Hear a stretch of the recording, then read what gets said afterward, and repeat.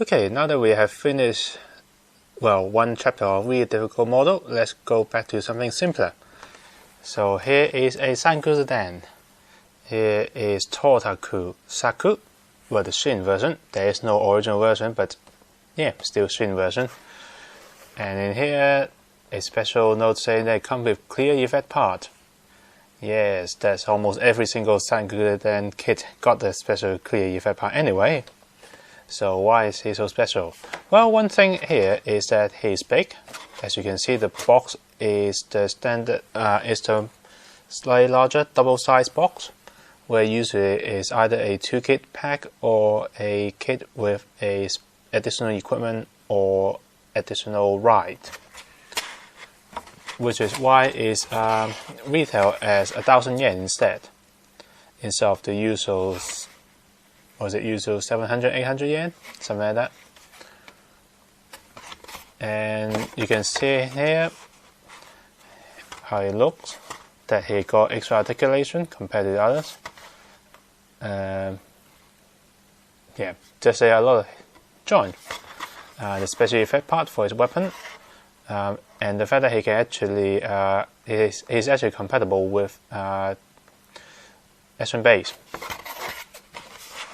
The display of his special attack, which just means destruction, blah blah blah, shot, something like that. And he does come with the Imperial Seal, but more on that later. And the cold cell, which is every people trying to kill him. Yeah, so that's the box. Assembly instruction is pretty simple. Despite the big size, his assembly instruction is still just a 4-page. Here is a picture of him, pretty good CG art, talking about the Imperial Seal and his 6-shot gun on his shoulder. And a bit of history about Toutaku, the tyrant that overthrew the previous dynasty before the Three Kingdoms era, because the emperor at the time is a little kid who actually, his father died early, so he's a weak little emperor where the whole empire is being controlled by the eunuch underneath him. So he just being probably the bigger of all the eunuch, just kick everyone else, holding the emperor as hostages, and he sit on the throne. Yeah. And his special attack, blah blah again. A bit of the time, history at the time, what he's done, his tyranny, and why the basically the warlord of the area unite together trying to overthrow him, and the fact that he's based on Zaku 1, not Zaku 2. His included manga just featuring him laughing, yeah, everything's going to burn, blah blah blah. And then he just sent Ryufu out to kill people, including Sonken Sinner. And he just laughed again. And blah blah blah. Yeah, this whole comic didn't show him doing anything at all, except for standing there, drinking, standing there. That's it. Typical assembly instruction. And here is Toutaku Zaku. Let's go in a bit. And you know what? Haven't used this for ages because everything's been quite big recently. So let's go back and use the magnifying glasses. So he is pretty big compared to the regular kit. And when I'm saying big, let's bring his meaning in. Yes, he is big. What was it? He's at least 1 head taller, if not a bit more. And articulation, he is good. His head does turn a bit because there's too many armor around him, but so is most SD kits. His spear does move. His shoulder actually can shift forward and backward. There's a there's a joint hidden in the torso, and of course the hand can actually rotate 360 as long as you don't hit anything.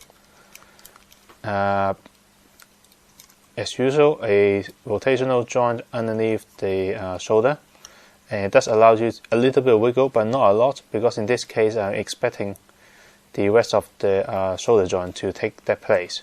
There is an elbow, which gives you something like 70 degrees bend, which is not too bad compared to most other kit that doesn't have any. The hand is still on ball joint, so it does rotate and wiggle a little bit. Also, there is a joint, so it still rotates 360 like normal. And underneath here, it actually got a joint link between the two legs at the hip, which means that it can actually rotate a little bit. Not a lot, it's mainly just to move things out of the way. And individual leg can actually go forward and backward a little, forward a little, more on the forward. And there is a knee joint, which, this is the bent knee, and this is the straight leg, which doesn't change the height much at all. But yeah, it's good to have. And the feet is actually on the joint, so it wiggle around, it tilts left and right a bit, and rotate hardly anything. But it's good. And the armor, there is a skirt armor on the side, which is a ball joint, so it wiggle around, rotate forward and backward a lot. And shoulder armor doesn't do much. It actually does move up a little bit, but it's supposed to rest against the inner shoulder. But the gun on the side does swivel all the way up, and there is a click at the highest point which stops it from coming back down. But there isn't really a proper click in between. So at this angle, it just flop. But any lower, it actually lock. It actually tighten, and any higher, it actually tighten.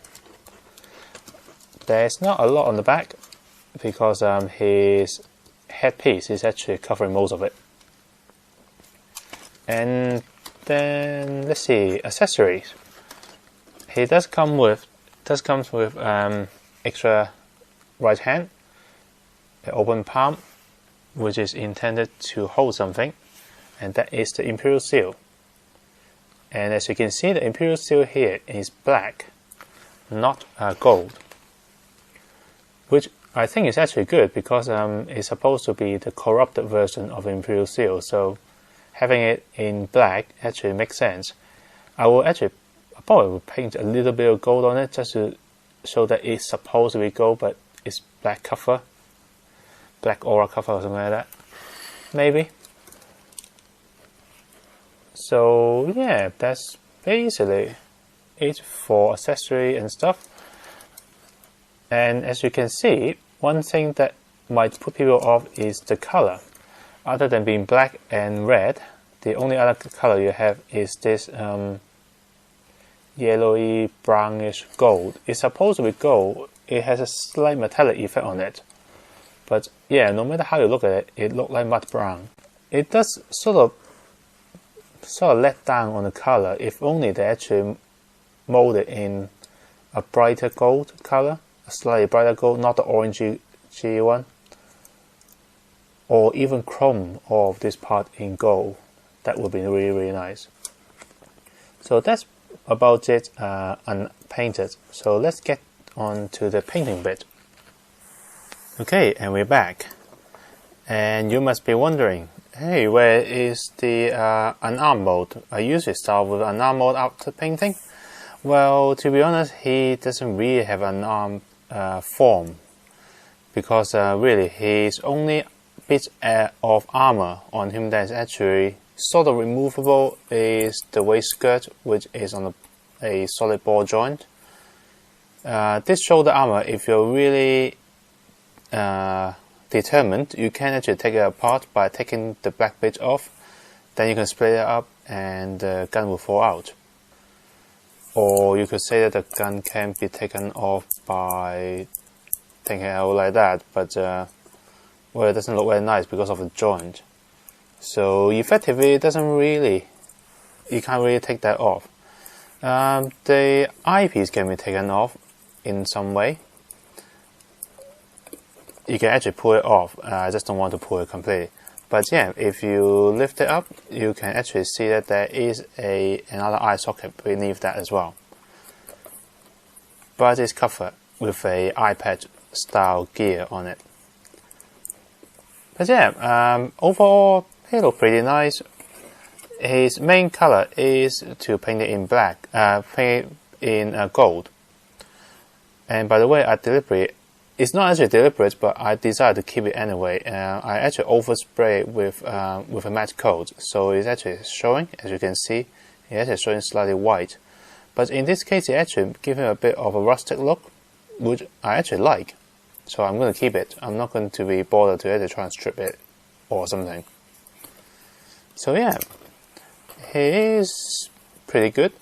So in the instruction, he actually literally just describe it. Yeah, if you look at the instruction, the only bit of color that actually he's missing is gold on all of these bits of rivet, etc. But looking at all of the extra detail he also got, I decided to actually keep going. So anything that looked like a gold rivet, behind them is usually a hook piece and a strap, and all of the hook pieces I paint them in black, and all of the strap I paint them in silver. So it looks like that his body is actually strapped together with extra bits of metal plate and armor, which sort of fits his look. Before, I actually forgot to mention, he does got effect part as described on the box, and it's this, which you can actually plug them in. You got two of them. They do look pretty nice, if a bit hollow. I do wish that they actually have another piece on the other side so you can actually plug it in to actually make them completely 3D. But yeah, they do look pretty nice as an effect part. Maybe a bit too clear, but it works. But except that this is the only pose you can use him with. You can't really do much other than, for example, lifting it up, pointing it like that, and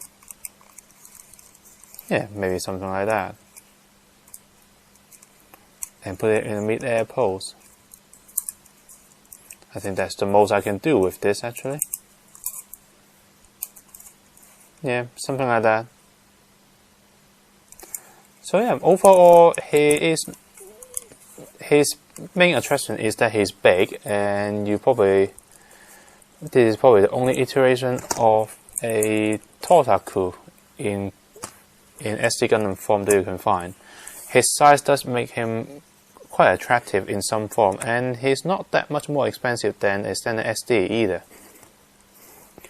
Yeah, he does look good with all of the other antagonists in the storyline. And yeah, if you like his look, definitely go for him. He's quite easy to paint. In fact, some people might actually opt to not to paint him at all and just go with the stickers, and I would say that he looks fine with just the stickers. Oh, and the Imperial Seal, in a way dirty color gold. That looks like the corrupt version of the Imperial Seal. Yeah. So that's it for me. Join me on the next review.